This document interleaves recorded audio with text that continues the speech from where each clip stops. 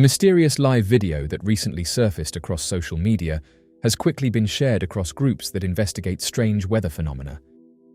Shared quietly at first, then rapidly reposted across multiple platforms, the recording appears to show something massive being released into the night sky above the United States. The footage, captured from what looks to be a residential roadside vantage point, reveals a glowing rupture in the clouds, radiating an intense golden light that silhouettes the tree line below. The object at the center of the phenomenon appears to emerge slowly, almost deliberately, as if being lowered or deployed from somewhere beyond the visible sky. Witnesses who viewed the video noted the strange stillness surrounding the event. There were no visible aircraft lights, no engine sounds, and no identifiable flight patterns. Instead, the sky itself seemed to pulse with energy, illuminating the clouds from within.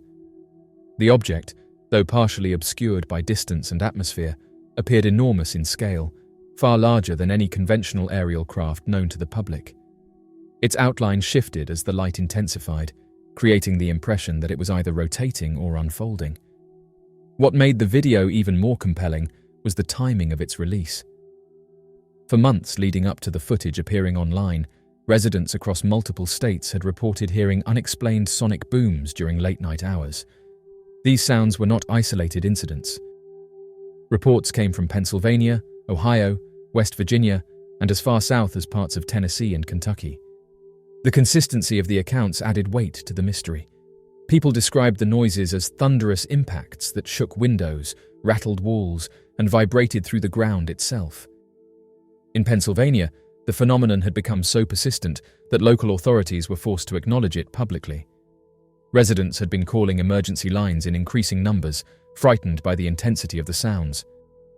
Officials issued advisories asking citizens to report unusual activity, but strongly urged them not to investigate the source on their own. The warnings only deepened public concern, as they suggested authorities knew more than they were willing to disclose. One resident described the experience as a deep, explosive boom that reverberated through her home with such force that it startled her family awake. She recalled feeling the vibration through the floorboards and said the sound carried a strange metallic echo, unlike thunder or quarry blasting. Her daughter, frightened by the repeated events, began sleeping with lights on, fearing the noises would return. The timing pattern added another layer of intrigue. The majority of reported booms occurred between 1 o'clock and 4 o'clock in the morning. This narrow window led many independent researchers to believe the events were coordinated or scheduled. The idea that something was being tested, transported, or deployed under the cover of darkness became a prevailing theory among online investigative communities. In the weeks following the emergence of the mysterious sky footage and the widespread reports of thunderous nighttime booms, a new and more unsettling theory began to take hold among independent researchers and concerned observers. Many have come to believe that the silence surrounding the incidents is not accidental, but intentional. According to these perspectives, the lack of detailed explanations, press briefings, or scientific classification suggests that something significant may have occurred within the United States, something officials are choosing not to disclose to the general public. From this viewpoint, the controlled flow of information is seen as one of the strongest indicators that a cover-up may be underway. Historically, when natural or explainable events occur, agencies are quick to provide reassurance through data, press releases, and expert interviews. In this case, however, the response has been markedly different. Statements have been minimal, vague, or entirely absent. For many observers, this absence of transparency has only amplified suspicion. Some analysts point to the unusual classification language that has appeared in official airspace notices and restricted flight advisories. The terminology used has been described as rare, invoking national defense protocols that are typically reserved for extreme or highly sensitive situations. The fact that such measures were enacted without a clear public explanation has led many to believe that the government may be managing an incident behind the scenes, one deemed too complex or alarming to share openly. Eyewitness accounts have further fueled this belief. Residents across multiple states reported not only sonic disturbances, but also unusual aerial lights, low hovering glows, and sudden atmospheric flashes. The consistency of these testimonies, combined with the viral video evidence, has created a narrative that something tangible did occur. Within this framework, the limited release of information is interpreted not as uncertainty, but as containment. Researchers who study historical secrecy patterns argue that large-scale phenomena are sometimes withheld to prevent public panic or societal disruption. If an unknown technology, atmospheric anomaly, or external presence had manifested, authorities might prioritize investigation and control before public disclosure. From this perspective, the silence is strategic rather than accidental. When the live video surfaced, many believed it finally provided visual confirmation of what had previously only been heard. The glowing sky rupture appeared consistent with the reported sonic disturbances. Observers noted that the light formation resembled an atmospheric tear or portal-like opening from which the massive object seemed to descend. The illumination spread outward in a circular pattern, lighting the low cloud cover in a way that did not match lightning or meteorological phenomena. Interestingly, the location of the video remains officially unconfirmed. The individual who recorded the footage has not publicly disclosed where it was filmed. This lack of geographic identification has only fueled speculation, as viewers attempt to match skyline silhouettes, tree formations, and road layouts to known regions.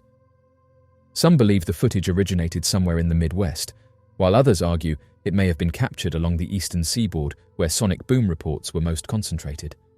Thousands of viewers have come forward claiming they witnessed similar lights in the sky on separate nights. While not all sightings were recorded, the descriptions share striking similarities. Witnesses described glowing cloud formations, sudden flashes of golden light, and brief silhouettes of enormous shapes moving silently overhead. Some reported feeling a static charge in the air during the events, as if the atmosphere itself had become electrically active.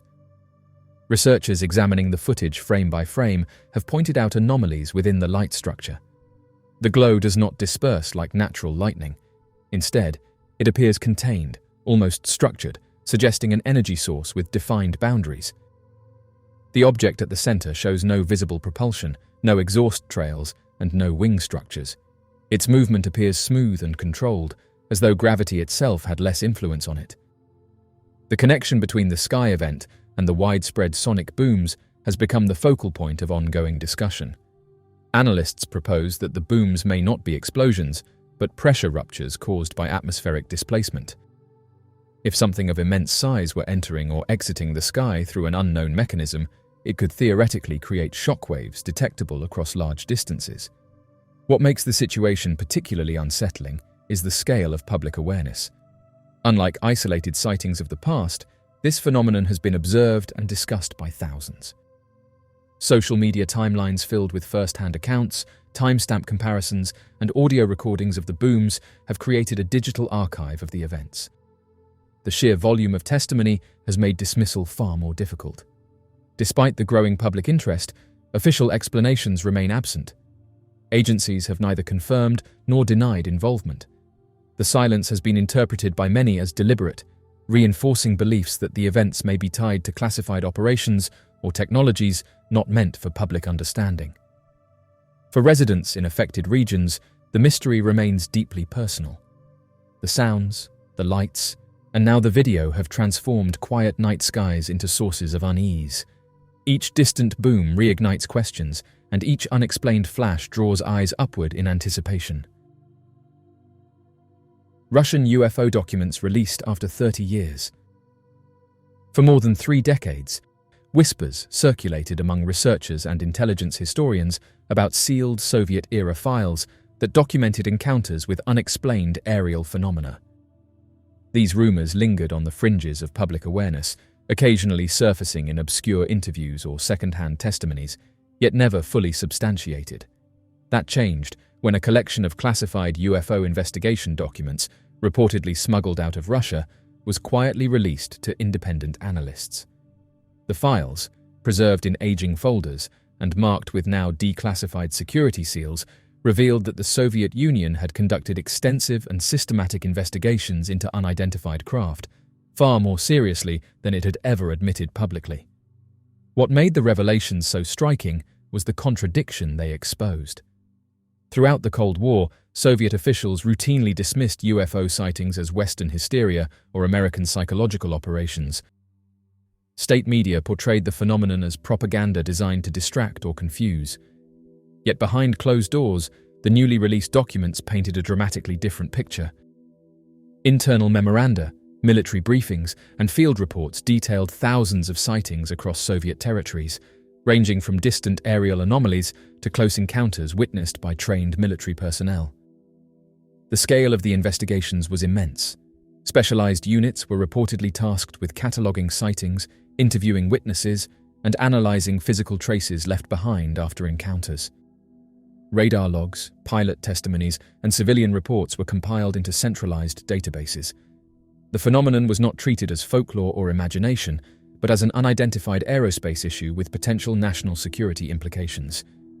The seriousness of tone within the files made it clear that Soviet leadership considered the matter worthy of sustained attention. Among the most discussed cases within the smuggled archive was a mass sighting event that occurred during the 1980s in a small Soviet town.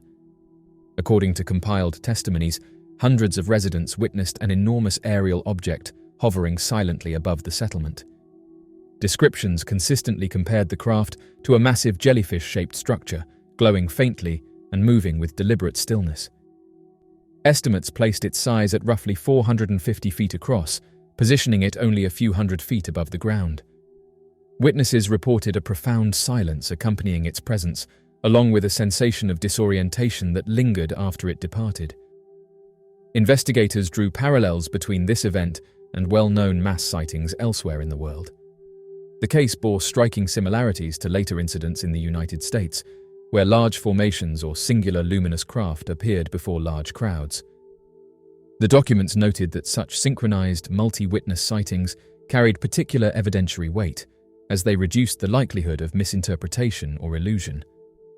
Former federal investigator and veteran UFO researcher Ben Hansen later reviewed portions of these materials, emphasizing how remarkable the Soviet response had been. He noted that the most astonishing element was not merely the sightings themselves, but the level of institutional mobilization behind the scenes. Scientific panels, defense analysts, and aviation specialists were all brought into discussions. Even without reaching definitive conclusions, the state treated the phenomenon as legitimate and worthy of analysis. The files also highlighted a broader global pattern. During the 1970s and 1980s, sightings appeared to surge not only within Soviet territory, but across multiple continents.